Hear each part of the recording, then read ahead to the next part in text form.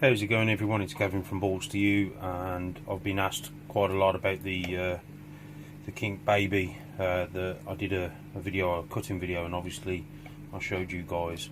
What I'm about to show you, please, I want you, if there's any young children or whatever, I know it's educational, but just please, you as adults, just view this first and see if you want your young child or young herper or to watch this video.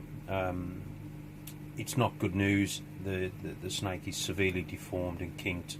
It will not survive. It started to come out of the egg, and I will have to take a trip to the vets to have it euthanized. But I'm going to show you guys, because I feel it's my duty to show you the good with the bad, and that it's not all glory. So for those who don't want to see this, please switch off now, don't watch the video.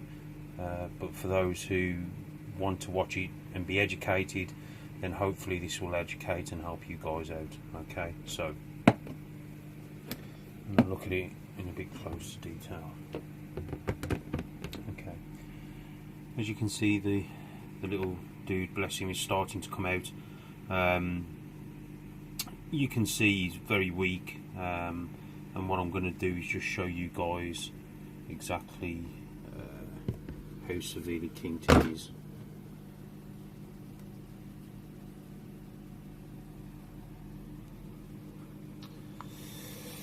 Okay, I'm going to do my best to explain this as best as possible. Okay, we have, first of all, we have a kink on the neck here, which obviously I'm all up for, if an animal will live and survive and thrive, whether it's got a kink or not, I will do my best to make it have a happy life.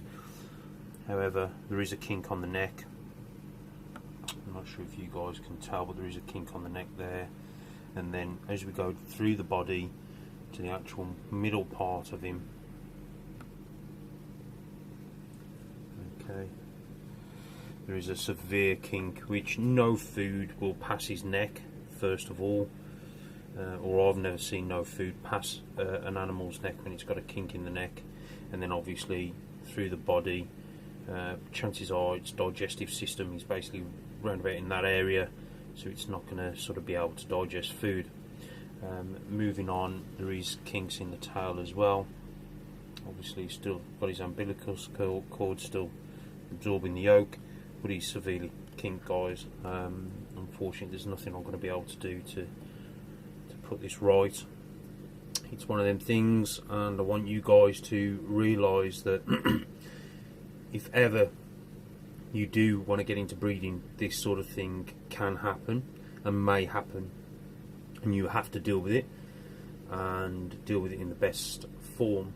Now, a lot of you will be asking me, how do you euthanize a snake humanely, or a reptile?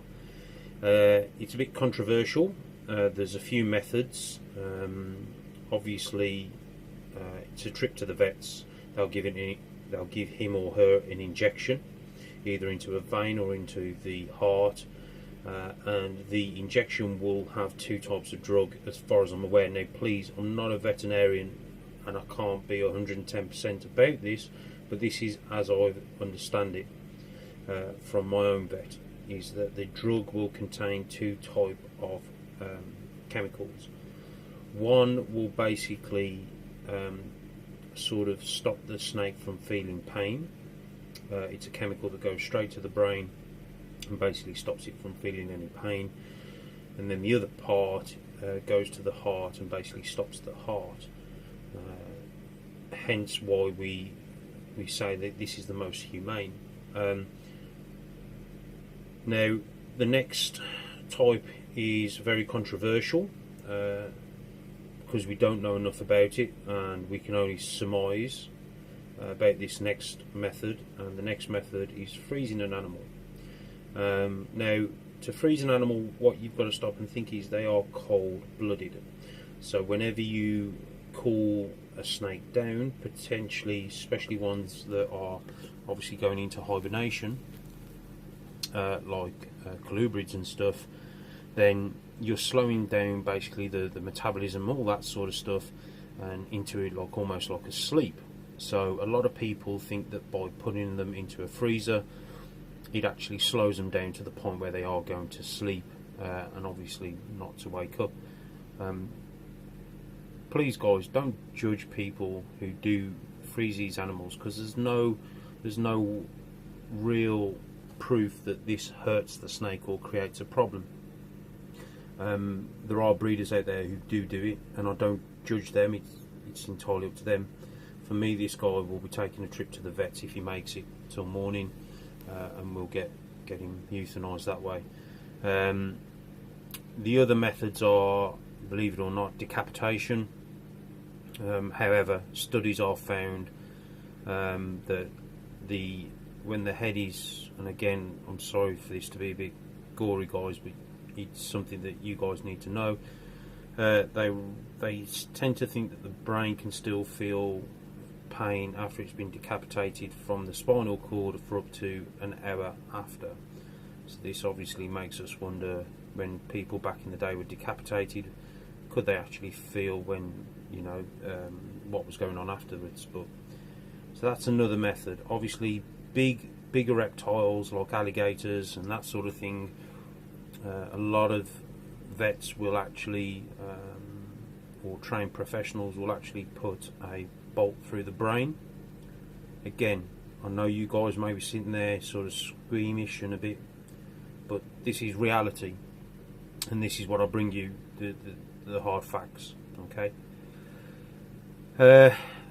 Going back to the freezing process, there is no way of proving that the animal feels the freezing process.